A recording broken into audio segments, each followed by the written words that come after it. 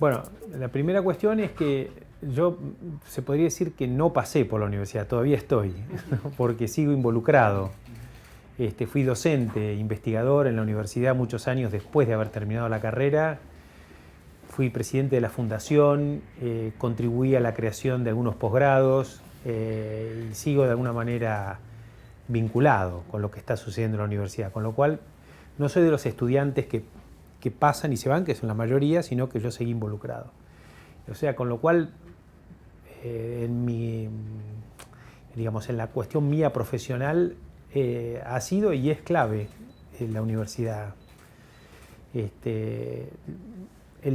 La vida me ha hecho que me relacione también con otras universidades. Estoy bastante vinculado al sector académico, digamos, en temas más vinculados con mi negocio y mi actividad, pero estoy vinculado con universidades en México, en Brasil, algunas universidades privadas acá como la de Itela, con lo cual tengo una actividad permanente con el sector, tengo un ida y vuelta permanente con el sector académico. Creo yo que la construcción de ideas y demás tiene que ver con esta ida y vuelta permanente entre ideas y acciones, ¿no? Las acciones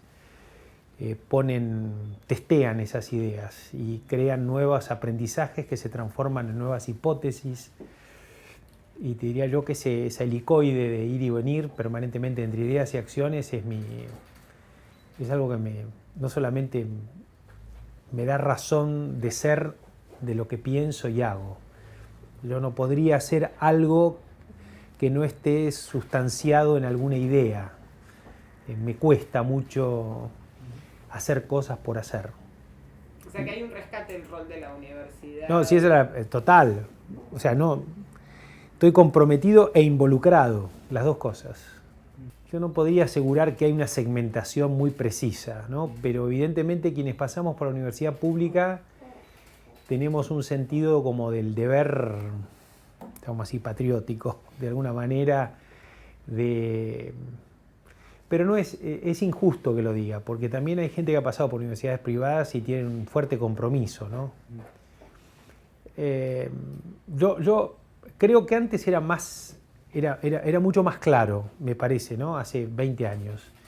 En los últimos años no. Y yo lo que creo es que lo que pasa es que el sistema educativo en Argentina, con las sucesivas crisis que ha tenido, se ha ido despublificando, ¿no? O sea, tiende a dejar de ser un bien público, digamos, por la baja de la calidad, por ahí, o por la constante, digamos,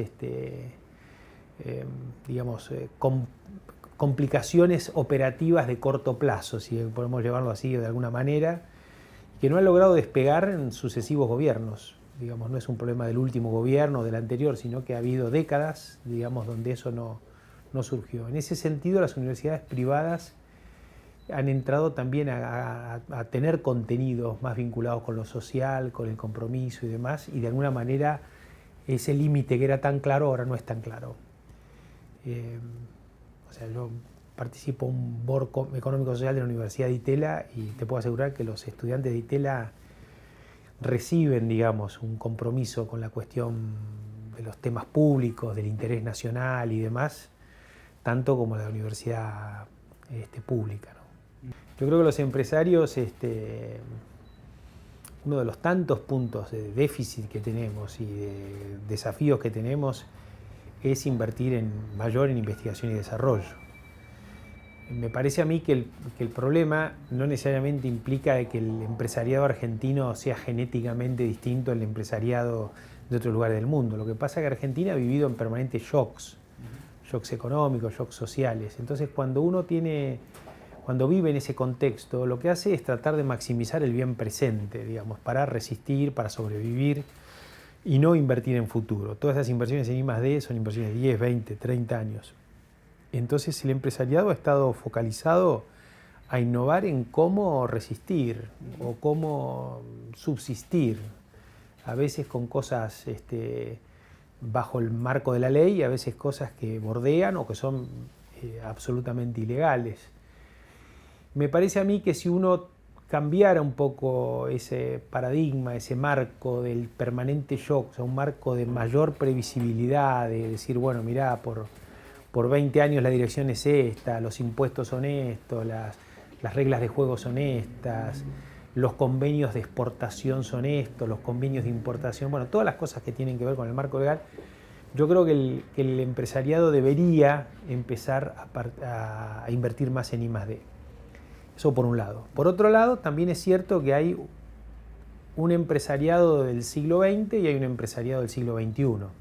Y eso no segmenta ni por edad ni por posición económica. Yo creo que hay empresarios pequeños, jóvenes, que no tienen quizás mucho dinero, que son empresarios del siglo XXI.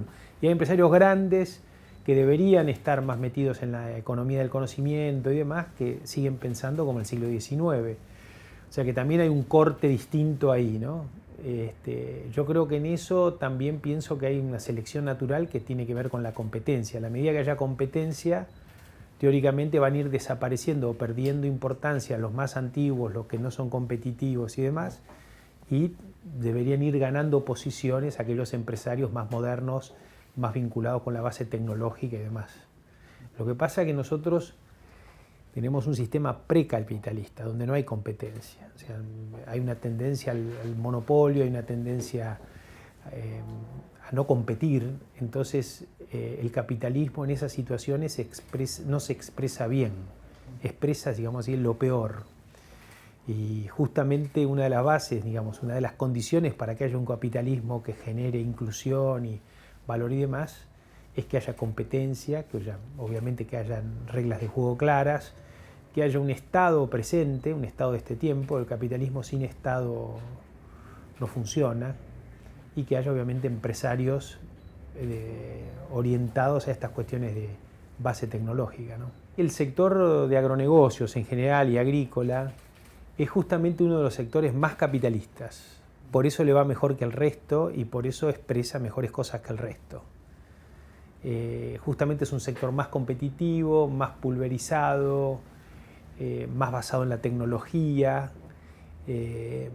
Tiene otros defectos, digamos, pero este justamente no es uno de ellos. Sí, obviamente que el hecho de que sea un sector competitivo, integrado al mundo y demás, sufre también los constantes cambios en la regla de juego.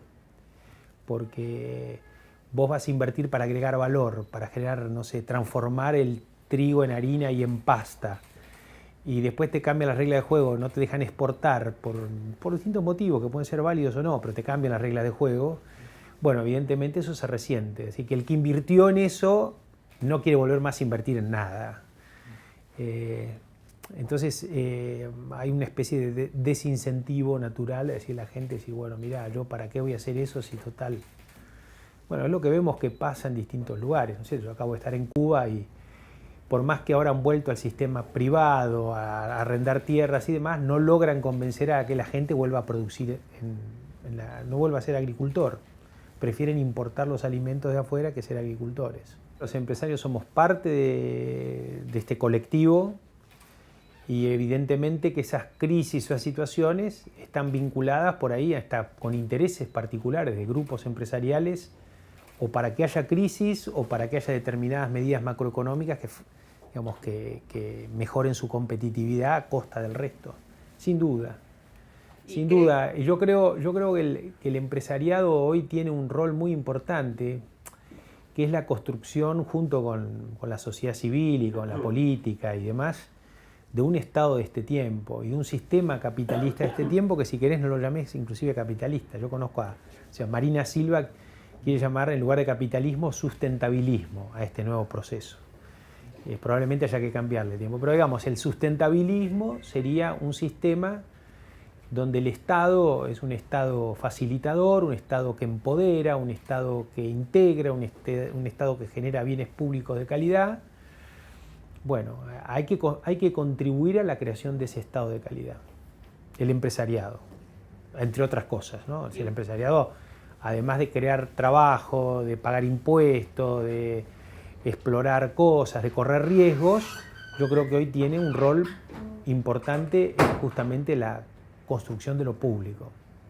Yo creo que, digamos, el empresariado, como los otros sectores, digamos, no sé, el sector académico, donde están ustedes, tampoco sé si hay consensos, y me parece a mí que no sé si está mal eso.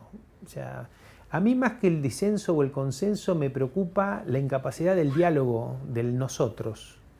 O sea, de construir un diálogo donde uno construya a partir de estas ideas que se van largando, ¿no? Porque la realidad es que el mundo está en un momento muy turbulento, donde hay muchos cambios donde nadie puede percibir claramente hacia dónde va la pelota. Con lo cual se necesita esa diversidad y demás. Pero se necesita un diálogo donde la gente prefiera aprender a tener razón. Yo creo que nosotros construimos diálogos para tener razón. No solo tener razón, sino imponer nuestra razón sobre la razón del otro. Me parece que hay que escucharse más. Y a mí me parece que los empresarios, sí, obviamente. El problema del empresario es que hay un interés particular también que juega y está en tensión con el interés colectivo. O sea, hay gente que no está dispuesta a dejar de hacer lo que estaba haciendo. Y el mundo que viene es un mundo donde muchas de las cosas, la mayoría de las cosas que hacemos hoy, van a ser distintas o van a ser hechas de otra forma. Entonces, se calcula que 7 de los 10 nuevos empleos que va a haber en los próximos 10 años hoy no existen. Entonces, ¿cómo convences vos a un trabajador? Decir, mira, tu trabajo no va a existir, va a existir otro trabajo. No sé, la crisis de Uber ahora, ¿no? El problema ni siquiera es Uber, es que los autos van a ser robotizados. Es decir, el problema es un problema si es Uber o no es Uber. El problema es que no va a haber taxistas. O la tendencia va a ser a que no va a haber taxistas. La gente va a preferir ir en autos que no estén manejados por un taxista, porque va a ser más rápido, más barato, va a tener más servicio, va a ser más seguro. Bueno, esa discusión, ese debate, o sea, las impresoras 3D cambian la forma de la estructura industrial, del taylorianismo, de la producción en escala. Vas a hacer productos uno por uno a través de las impresoras 3D. O sea que no va a haber más el obrero de Chaplin. No va a existir. Van a existir gente con computadoras diseñando permanentemente esos objetos únicos. Entonces, ¿cómo vos podés conversar sobre estos temas con los trabajadores? O sea, si afecta a los trabajadores, afecta a los empresarios, obviamente, porque cambia el trabajo. No solo la división del trabajo, sino el negocio. ¿Qué tipo de negocio? Con lo cual estamos todos en el mismo lodo. Bueno, esa conversación sobre hacia dónde va la pelota, cómo va a ser la transición, no existe. Entonces lo que existe son shocks violentos, digamos, donde se terminan cosas en forma, digamos, dramática, violenta, y aparecen otras cosas en forma violenta y la sociedad está en una especie de turbulencia permanente. La ventaja que tienen algunos países que llamamos así de los desarrollados es el ambiente institucional. O sea, hay cosas que no se discuten. Por ejemplo, si sos república o no sos república. Yo tengo una amiga que me preguntó sobre un ministro del nuevo gobierno y le digo, ¿qué tal es? Y le digo, bueno, es republicano. Le digo yo, bueno, me dice, quiere decir que no está a favor de la monarquía. Digo, no, para nosotros republicanos es un tipo que cree en la división de poderes. Es como algo básico, ¿viste?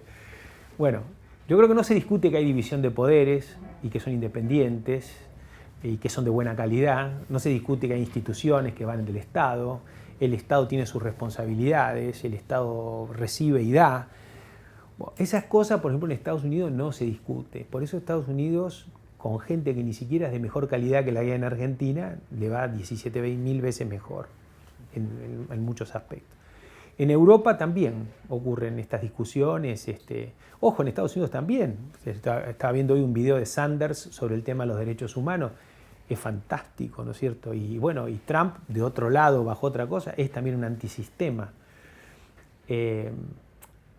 Lo que yo creo que nosotros no tenemos un acuerdo sobre las cuestiones básicas todavía. La estamos discutiendo. Estamos discutiendo si los poderes son independientes, estamos discutiendo si la democracia es la democracia que piensa cada uno, estamos discutiendo si el Estado tiene que tener qué rol y el sector privado qué rol. Me parece a mí que estamos como en una discusión todavía mucho más inicial, digamos, de los temas. Por eso la debilidad que tenemos y por eso la volatilidad que tenemos y los shocks que tenemos. El problema de la extranjerización no es que crecieron las extranjeras, sino que decrecimos las nacionales. Y eso tiene que ver con las políticas públicas. O sea, si ante una situación de shocks, yo me puedo defender menos que una empresa multinacional. Con lo cual tiendo o a vender, o a irme, o a achicarme, o a fundirme. Digamos, o sea, no. Y eso le pasa a todas las empresas en todos los sectores.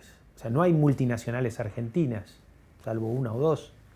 O sea, no pudimos construir estas empresas multinacionales. Brasil sí lo hizo con un costo enorme y hasta discutible, pero nosotros tenemos que tener empresas multinacionales. ¿Por qué? Porque las multinacionales, digamos, traccionan las pymes.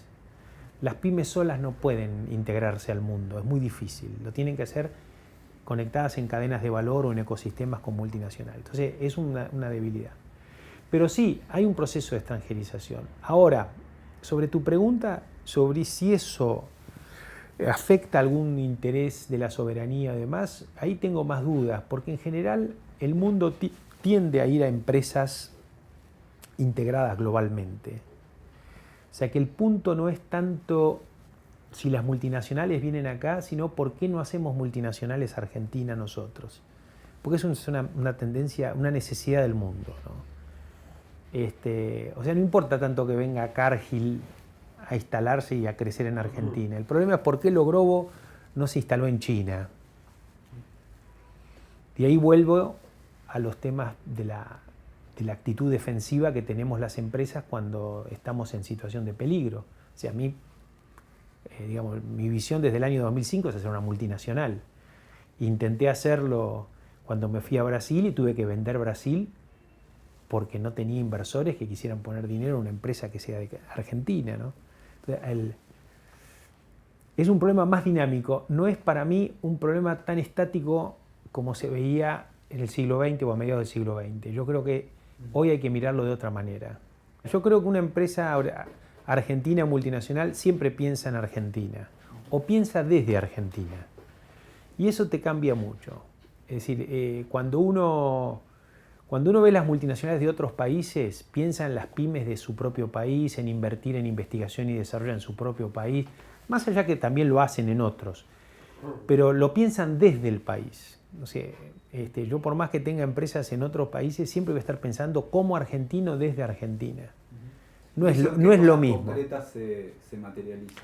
Bueno, por ejemplo, en que todo lo que es investigación y desarrollo, obviamente, si hay cosas de buena calidad en Argentina, son donde vos le pones el foco, y en general donde vos pones el foco lográs que las cosas ocurran, tenés un involucramiento con la sociedad mucho mayor en el país de donde sos originario. Eso se ve en todas las multinacionales. Es decir, digamos, es distinto. Es distinto. Traccionás muchísimo más la economía desde el país de donde sos originario, ¿no? O sea, Bunge era una empresa argentina, sí, que trasladó su central primero a Brasil, después a Estados Unidos. Sí. Bueno, Bunge hoy, digamos, uno dice por chiste, digamos, es argentina, pero en realidad no es argentina, es norteamericana. Bueno, si Bunge estuviera instalado acá, como fue al principio, yo estoy seguro que hubiese logrado más cosas para Argentina, ¿no?, que las que está logrando hoy estando en Estados Unidos. Techin es una empresa que siempre fue ítalo-argentina, ¿no es cierto? Pero Techin tiene su centro acá y evidentemente tiene mucho más impacto acá que en México o que en Brasil o que en los otros lugares donde está. Es decir, cuando vos analizás Techin, bueno, si bien hay inversiones estratégicas en distintos lugares, como empresa tiene su universidad acá, viene gente de todo el mundo acá. Si empezás a hilar más fino, te das cuenta que el impacto que tiene acá en Argentina es mayor que en otros países. Sí, y Bunge es un caso súper emblemático además, porque decidieron irse cuando fueron secuestrados los hermanos Born. O sea, fueron por un problema de seguridad o de huir, digamos, de una situación en Argentina por temor, y después, bueno, ya estaban en Brasil y se fueron. O sea, yo creo que el país ha sido, digamos, en algún sentido reactivo frente a la formación de empresas nacionales de alta calidad, por distintos motivos. Y no han habido muchos casos, ¿no? Pues fue lo de Ditela era la empresa líder a nivel sudamericano, después algunos otros grupos vinculados con los agronegocios que quebraron, generalmente quebraron por la lucha con las multinacionales y la competencia con las multinacionales, y ahora vos tenés Techin, tenés Arcor, Y otras empresas que son grandes multinacionales que nadie sabe, pero que digamos Mercado Libre es una empresa que tiene más valor que Arcor, por ejemplo, o Globant o qué sé yo, que son empresas globales y demás, pero son chicos que están acá, digamos, o sea, los ves actuar, desarrollan el ecosistema emprendedor de Argentina, no de Estados Unidos, por más que cotice en Nueva York, ¿no? Sí, es muy importante tener acá, estoy ahora que lo pienso, sí. Esa cosa de la burguesía nacional y qué sé yo, en realidad sirvió para proteger gente que no era competitiva y que no se lo protegió, pero no lograron resultados de competitividad a nivel global. Pues, o sea, las multinacionales se hacen si sos competitivo. Si no sos competitivo es trucho, ¿no? O sea, se te cae en algún momento todo lo que hiciste. Y acá lo que se hizo fue proteger a una determinada industria que, digamos, como el deber ser, lo que deberíamos ser, que no lograron crear competitividad, porque no tenían costos competitivos, porque no tenían tecnología ni productividad, porque no invertían en I+D, y Argentina se la pasó invirtiendo en un empresariado que no funcionó. En algunos casos es cierto que estaban funcionando y el cambio de política, no sé, vino Martínez Dios y tiró todo abajo lo que se había hecho, y después vino y otro, o sea, esta cosa del shock permanente. Pero bueno, expresa ese shock permanente de alguna manera, esa labilidad que hablábamos hoy a Argentina sobre qué queremos ser y cuáles son las cosas que no se mueven ni se discuten, se discute todo. Tenés de las dos cosas.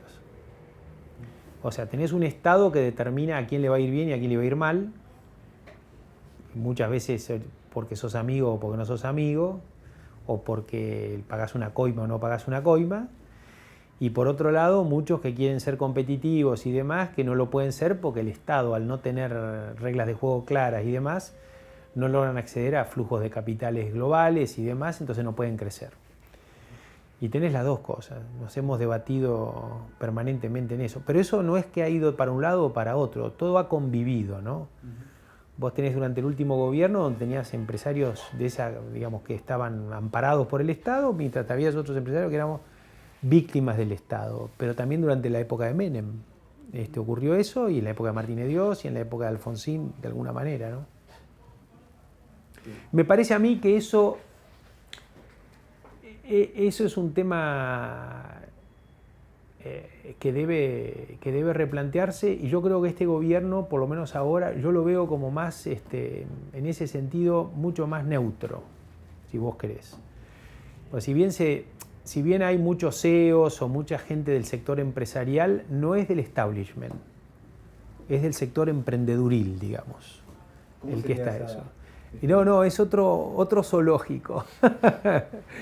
Sí, el empresario que está hoy en el gobierno, o sea, el gobierno tiene una parte que empresarios o ex empresarios o CEOs y una parte de la sociedad civil muy importante, de ONGs y demás, que también están dentro del gobierno. Pero los empresarios que están adentro del gobierno no son del sector tradicional del establishment empresarial. Son empresarios que vienen de otro lugar, de empresas de tecnología, de Endeavor, del sector emprendeduril, si vos querés llamarlo. No son de la EA, ¿tá? O de la UIA.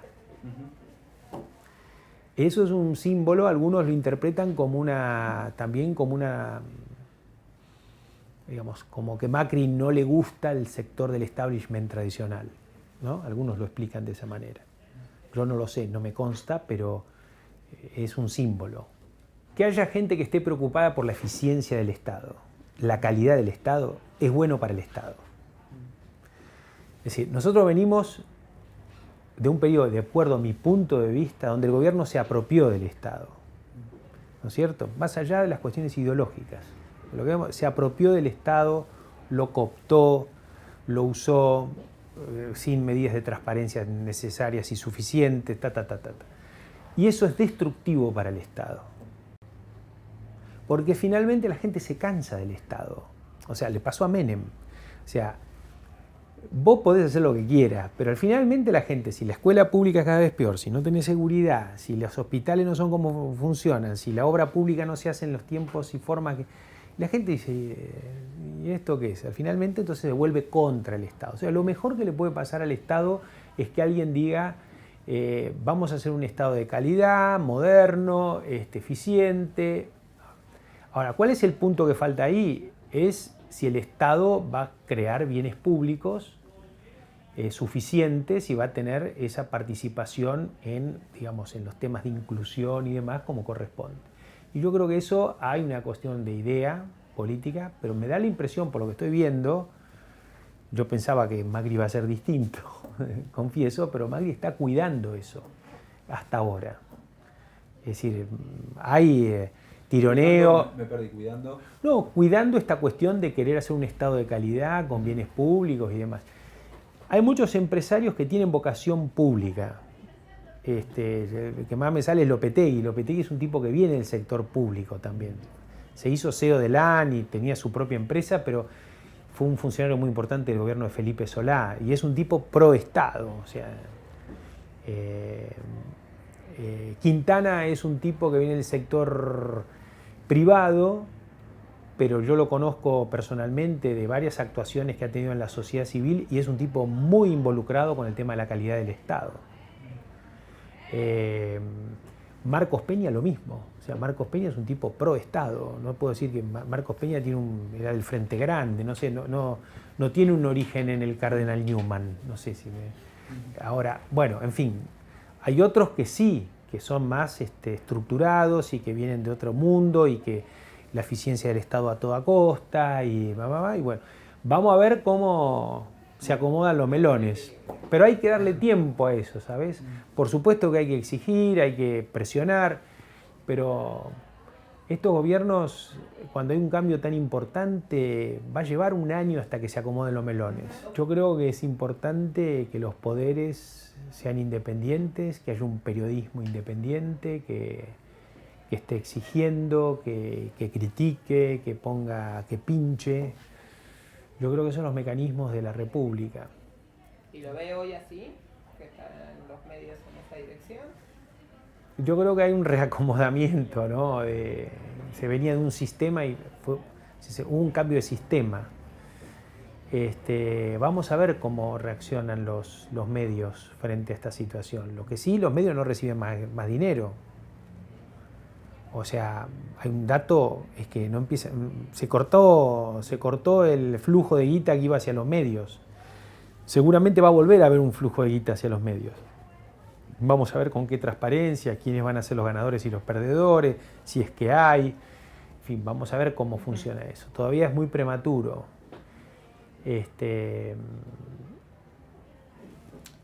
Ahora, vos fijate que con un gobierno que venía de la política y con funcionarios exclusivamente de la política, digamos, los conflictos de intereses fueron mayores, porque armaron sus propias empresas, en fin, es decir, no te salva lo otro, ¿no es cierto? Me parece a mí que la única salvación que hay es que funcione el sistema republicano y el periodismo y el debate y el rendimiento de cuentas. Creo que es lo único. Me parece que este gobierno es un bicho nuevo. Pero digo, ustedes saben más que yo de esto, pero pueden estudiarlo y armar sus propias hipótesis. Yo creo que esto es algo nuevo. Obviamente que se nutre de cosas diversas de distintos lugares, pero me parece que es la primera vez que hay un gobierno no peronista fuerte. Macri es un tipo fuerte, o sea, uno puede tener miles de prejuicios, pero es un tipo que va a ir a lo que él piensa y demás. Y yo creo que en Macri la idea es mucho más desarrollista que liberal. Y me parece que lo que está haciendo hasta ahora es mucho más desarrollismo que liberalismo. Digamos, lo que ha planteado hasta ahora es no sé si va a tener éxito o no, ojo. No tengo una opinión sobre eso y ojalá que tenga éxito, porque será el éxito de todos, pero hay riesgos, obviamente.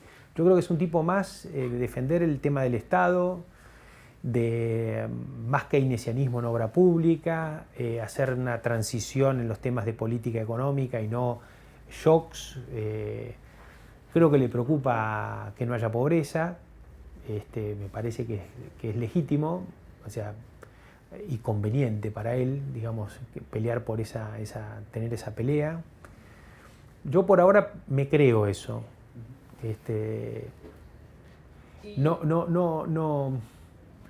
no veo en esta cuestión de lo que está haciendo en el Estado para hacerlo más eficiente, eficaz y demás, una segunda agenda ideológica de destrucción del Estado o de achicamiento del Estado. No lo veo, por ahora. El empresariado en su conjunto apoyaba más a Scioli que a Macri. ¿Por qué entonces? Puede haber algo de resignación, digamos, en esa idea de decir, bueno, va a ganar, apoyémoslo. Pero yo creo también que mucho empresariado pensaba y piensa que es más fácil conseguir cosas con Scioli que con Macri. Sinceramente. O sea, yo creo que Macri es un hueso duro de roer para los empresarios porque nos conoce. El debate que hay, digamos, es de gente que lo critica por izquierda y gente que lo critica por derecha. O sea, hoy hay una crítica muy grande a lo que está haciendo Macri. O sea, hay gente que piensa que el dólar tiene que estar a 25 y que eso va a reactivar mucho más. No lo hacen para dañar a nadie. O sea, piensan que es inevitable, digamos. Y que eso va a generar una reactivación mucho más grande y que las empresas... Y ahí hay metido gente no solamente neoliberal, hay empresarios pymes que piensan eso porque es su propio interés y su propia necesidad.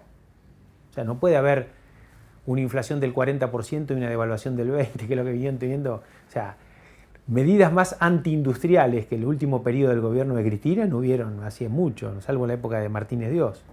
Es decir, si me llega a ver a Axel diciendo que lo comparo con Martínez Dios, pero en los hechos funcionó más o menos parecido. O sea, la destrucción de la competitividad de la pequeña y mediana industria, y de la grande también. Pero bueno, eso es lo que están pidiéndole los sectores más neoliberales, una medida más ortodoxa. De hecho, lo que ha habido es el sinceramiento del tipo de cambio, a un tipo de cambio que ya los precios habían subido, diría yo que vienen subiendo desde octubre, pensando en el cambio de gobierno, los precios venían subiendo, ahora subieron más desaforadamente porque hubo un overshooting, digamos, una sobrereacción sobre eso. Yo creo que los precios van a bajar. Van a bajar porque como va a bajar el consumo, todo eso que subió de más, porque la gente especuló, como no va a poder venderlo, va a bajar. Si no baja el próximo semestre, bajará dentro de un año. O sea, va a haber un reacomodamiento, va a haber sufrimiento en el medio, pero finalmente a fines de año, principio del año que viene, la inflación va a bajar drásticamente. Y el punto, yo creo que no es tanto la inflación, sino cómo se reactiva la economía. Es decir, cómo se genera empleo, y ese es un punto. Es una frazada corta porque para hacer que eso funcione necesitas devaluar mucho. El devaluar mucho empobreces. ¿Qué es la devaluación? Bajar el costo del salario para ser competitivo. Por eso es una frazada corta que ahí tenés una tensión en esa situación. No es un problema de redistribución, es un problema de competitividad. No sé si, o sea, los sectores más progresistas, o inclusive el gobierno de Cristina, la gente decía, no, es un problema de redistribución, ¿quién se queda con parte de la torta? Acá no es un problema de quién se queda con la parte de la torta, es si hay torta o no hay torta y cuál es el tamaño de la torta. No sé si está claro, ¿no? Lo que dicen los ortodoxos es que si vos devaluás a 25, la tasa de interés te baja a 15, porque nadie tiene interés más, digamos. Se desarma esa situación. Es parte de lo que hablábamos antes. O sea, tener tasas altas, por ahora ellos lo requieren para mantener el dólar, para no tener que devaluar. Entonces, ponete de acuerdo, ¿viste? Criticás una cosa, criticás la otra. Las dos no podés. Ellos han tomado esta decisión. Ojalá que les vaya bien, vuelvo a decirte lo mismo. No sé si les va a ir bien. Ve ahí una tensión. Hay un problema. Hay un problema y digamos, lo que hizo Macri hasta ahora es más progresista de lo que hubiese hecho Scioli. Pero no sé si se entiende bien. O sea, yo creo que Scioli hubiese tenido un dólar a 20. Lo dicen sus mismos economistas. Y yo creo que al no tener confianza desde afuera, hubiese estado obligado a hacer cosas más ortodoxas, sobre reaccionar frente a esa situación. O sea, es contrariamente a lo que uno piensa, ¿no? Si uno lo mira objetivamente a lo que está delante de tus ojos, sí, esto es más K que el gobierno de Scioli. Yo creo que hay un mito que es que las políticas de este gobierno favorecieron al sector agropecuario. Es un mito eso, no es real, no es objetivo. Es decir, vos tenés un problema con las retenciones. El 80% de las retenciones vienen de la soja, no vienen del maíz, era de la soja. Las retenciones de la soja no bajaron casi, bajaron del 35 al 30. O sea, del 80% de tu problema te bajaron el 15%. O sea que tenés todavía un 65% de problema, 70% de problema. Lo que pasa es que estamos felices, pagando. Somos pobres pero felices. ¿Y la evaluación del ¿Y sabés por qué es eso? No, te digo por qué. Porque el productor, también todo el mundo dice, pero en la década del 90 nos iba peor. Sí, nos iba peor, pero no había una medida de gobierno, de política contra el sector. Eso, ¿me entendés? Lo que es muy importante esto.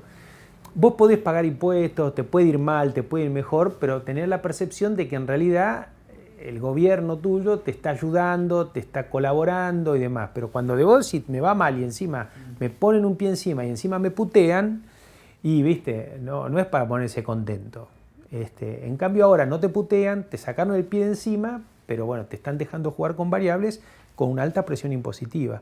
Pero yo creo que la gente en general lo entiende como parte de una transición y del aporte que tiene que hacer el sector a la sociedad.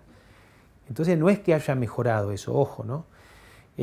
La devaluación tiene un impacto de corto plazo, porque en realidad lo que hace es achicarte la deuda en dólares, que lo que hizo fue que la gente que estaba mal, que no podía pagar las cuentas, bueno, como que lo agarraron de los pelos y lo sacaron arriba, ¿viste? Arriba de la superficie, que estaban abajo del agua. O sea, tiene un impacto de corto plazo muy bueno, que es que la gente vuelva a estar en el sistema. Pero desde el punto de vista de largo plazo, también la devaluación del sector agropecuario no es muy importante, porque si bien los precios son en dólares, los costos son en dólares. Entonces, cuando vos devaluás, suben las dos cosas y los márgenes no aumentan. Sí, la gente, cierta gente, ¿no? También hay sectores populares que están sufriendo el colectivo. Obvio, sí, todos, sí. Ahí Sí, hay sí. una cuestión vehicular, lo que decía Ramiro, que... Sí, pero digo, Sí. perdón, sobre ese tema, yo creo que sí, es terrible. Yo hago la compra en el supermercado, digamos, en el lugar que compro yo, que, digamos, y noto, no sé, compro un tercio de lo que compraba con la misma guita, o gasto 3 veces más de lo que... La tengo recontra clara, y yo creo que hay gente que va a sufrir y que vamos a sufrir, a cada uno de su manera, de sus formas. Me parece a mí que va a haber un año de estas características, y que después, si el gobierno tiene éxito en esto y lo hace, digamos, si va bien, yo creo que es la forma de menos sufrir lo que están eligiendo ellos ahora. Mi duda es si va a haber reactivación o no va a haber reactivación, te digo sinceramente. O sea, yo creo que va a costar más tiempo la reactivación. Es una reactivación que en la época de Duhalde llevó 6 meses o un año, acá a lo mejor puede llevar 2 años. Y la Bueno. viabilidad política.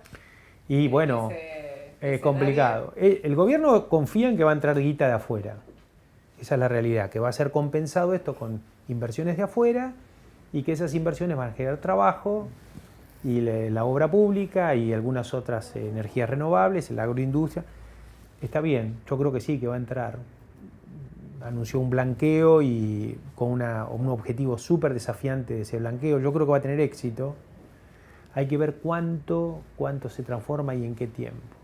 Sobre el blanqueo yo creo que es otra lógica, y no hay que perder de vista que este blanqueo está en un contexto internacional diferente a otros blanqueos. Sí. O sea, yo creo que el que tiene guita en negro está complicado hoy, porque hay mucho más dificultades para el flujo de la guita negra. Sí. Entonces, yo creo que hay gente que no tiene más remedio que blanquear. No porque le guste, no porque haya un incentivo, ni pues, un tipo blanquea, después termina pagando bienes personales, o sea. Pero me parece a mí que hay un contexto internacional que lo va a ayudar al gobierno en este blanqueo. Primero, que creo que no hay que verlo como industria, producción primaria, son en realidad sistemas, ¿no es cierto? El sistema agropecuario es un sistema que incluye el productor, pero incluye industrias vinculadas, servicios vinculados.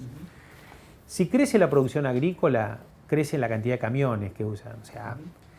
Es chistoso, pero digamos que Moyano esté en contra de la baja de retenciones, está en contra del trabajo de sus propios agremiados, porque el principal beneficiario del aumento de la producción son los camioneros. Entonces, se mueve todo, se mueve la venta de máquinas, la metalmecánica, la venta de agroquímicos, la venta de semillas, o sea, cuando vos movés eso, movés industria, servicios y sector primario vinculado. Ese es un sector. Después tenés el sector de las energías renovables, que apuntan a regularizar muchas cosas de sustitución de importaciones y también de cuestiones renovables que impactan sobre el medio ambiente y demás, y atraen inversiones globales a ese sector. Por ahí moviliza menos que el sector agroindustrial, pero algo moviliza.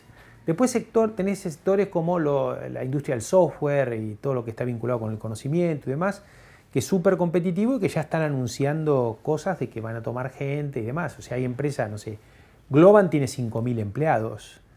Es decir, Globant tiene el 20% de toda la industria automotriz de Argentina, o sea, o el 10%. O sea, parece que no es nada, o despegar.com, o qué sé yo, que tiene cualquier cantidad de gente.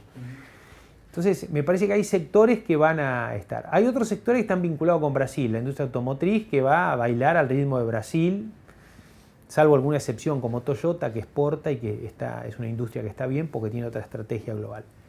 Y después vos tenés todo un conglomerado de pymes y demás que estaban muy vinculados con el consumo interno, que teóricamente no tienen competitividad frente a las importaciones. Y ahí vos tenés sectores sensibles que vas a tener que ir viendo dentro de las normas de la OMC qué podés proteger, hasta dónde, cómo, pero para darles un tiempo de que se ayornen, ¿no? de que se transformen en competitivos. Y yo creo que ahí las declaraciones que ha hecho el ministro de Producción y demás están orientadas hacia eso. O sea, el ministerio no abrió a mansalva las importaciones. Tiene mucho cuidado en eso. Se lo preguntás a cualquier pyme o a la industria textil y demás, continúan siendo protegidas de alguna manera. Yo hago consultoría internacional, ¿no? Y hago cosas en sociedad con la Universidad de Harvard. Y uno de los trabajos que hice fue en Albania. Entonces, este profesor de Hausman, que es el con el que trabajo yo, aconsejó al gobierno de Albania aumentar las tarifas eléctricas para recaudar impuestos y recaudarlo como impuesto. Entonces yo no podía creer, digo, ¿cómo la gente? Me dice, no, lo que pasa es que cuando aumentás las tarifas la gente cuida más los recursos. O sea, la gente apaga la luz, la gente prende el gas, la gente no regula la calefacción abriendo la ventana. Entonces se produce un doble efecto. Hay mejor uso de recursos, evitas importar luz o importar energía o gastar combustible y demás y recaudás más. Entonces, yo creo que hay instrumentos de política pública que te permiten a vos ir regulando estas variables. No lo sé si este gobierno lo hace de esta manera o no. Lo que te quiero decir es que nosotros teníamos tarifas tan baratas que vos no apagabas la calefacción, abrías la ventana y no te importaba la luz. Y bueno, yo creo que ahora sí. Por supuesto que tiene que ser compensado con tarifas especiales para la gente que no puede pagar. Pero ahí hay un tema de que yo no puedo pagar en Barrio Norte o en Puerto Madero una tarifa como la que estaba pagando. Inclusive yo tengo una casa en Carlos Casares. Era una fortuna lo que pagabas en el interior y nada lo que pagabas acá en Barrio Norte. No puede ser. Había un desequilibrio ahí. Ese desequilibrio lo van a tener que ir corrigiendo. Ahora, si aumentó el combustible, y no sé, me parece que es un horror que haya aumentado el combustible, pero a lo mejor lo tienen que hacer, no lo sé, ¿viste?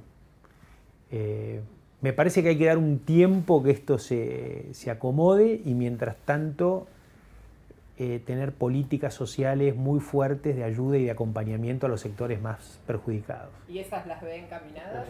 Yo creo que sí, que han anunciado cosas, no las han anunciado de una forma clara, como pienso yo que habría que hablar, pero todo este tema del primer trabajo y todo el paquete social que han lanzado el último mes es muy bueno. Han ampliado la asignación universal por hijo, este tema de los jubilados que le van a pagar los juicios.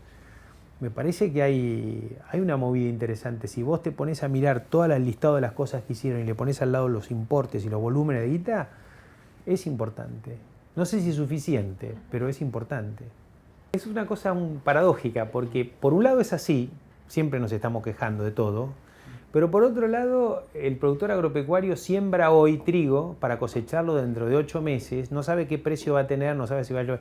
O sea, el tipo que siembra tiene que tener una expectativa, una esperanza, un optimismo de puta madre, porque si no, no lo harías. ¿Entendés? O sea, hay una contradicción ahí importante. Yo creo que el productor, y esto es en el mundo así, el productor es un hombre solitario. ¿Qué tipo que se levanta pensando si llegó el camión, no llegó el camión, si llueve, si no llueve, si llegó, te llevo la lata? O sea, es un tipo operativo, no es un tipo social, no es un tipo que está discutiendo con ustedes sobre los movimientos sociales del siglo no sé cuánto, y tiene una dificultad, y lo considera una boludez, porque él opera, ¿viste? Está en tipo siembra, cosecha, paga, con lo cual es un tipo bastante aislado de esa situación. Yo creo que ese aislamiento lo lleva a pensar cosas como la que dijiste después, de que si me meten la mano en el bolsillo es un horror, pero cuando me viene una ventaja no me doy cuenta. Es parte de ese aislamiento. De eso. Es parte de ese, eso es acá y en el resto del lado del mundo. En el resto del mundo, el sector agropecuario es un sector pobre. El 70% de la pobreza del mundo está en el sector agropecuario. Argentina es una excepción en esa situación. Con lo cual, lo que termina todo este circo es que el Estado subsidia al sector agropecuario en todo el mundo. ¿Entendés? Y también está la paradoja de Argentina, porque el sector agropecuario de alguna manera colabora por la fuerza, no por propia voluntad, con el resto de la sociedad y sin embargo no es reconocido por esa situación. Con lo cual hay un doble efecto ahí raro. No es reconocido para usted. Yo creo que no. Yo creo que no. Me parece que un poco más desde la 125 en adelante. O sea, después de la 125, obviamente había gente que te putea más, pero hay gente que te reconoce más. Creo que la 125 cambió un poco la mirada de la sociedad sobre el sector agropecuario. Ya no se ve como un terrateniente, se ve como un tipo innovador. Me parece que algo cambió. Digamos, todo el mundo ahora me parece que sabe que el sector agropecuario es de avanzada. Podrá estar de acuerdo o no, pero tecnológicamente, o sea, esa parte me parece que cambió. Pero, es decir, ahora empieza la siembra de la nueva campaña. Se van a invertir 20.000 millones de dólares. No cortan una cinta, o sea, vos no cortás una cinta. Sin embargo, 20.000 millones de dólares todos los años estás invirtiendo cuando volvés a sembrar. Debería haber una fiesta, un aplauso, desearte suerte. Vos sembrás ahora y cosechás dentro de 8 meses. ¿Entendés? No hay esa cosa. En Estados Unidos sí. ¿Y por qué cree que no existe No, ese eso es reconocimiento? histórico, eso es un tema de ustedes más que mío. O sea, yo creo que el sector agropecuario acá nace con esta fuerza, por un lado, del terrateniente que recibe la guita de la conquista del desierto, por otro lado, las cooperativas de los inmigrantes, y se constituye, digamos, como un sector que no estuvo vinculado con el poder en los sistemas democráticos. Estaba vinculado con el poder, con los gobiernos militares, entonces contribuyó a profundizar la grieta, ¿no? Para mí, nosotros tenemos una grieta que viene de antes.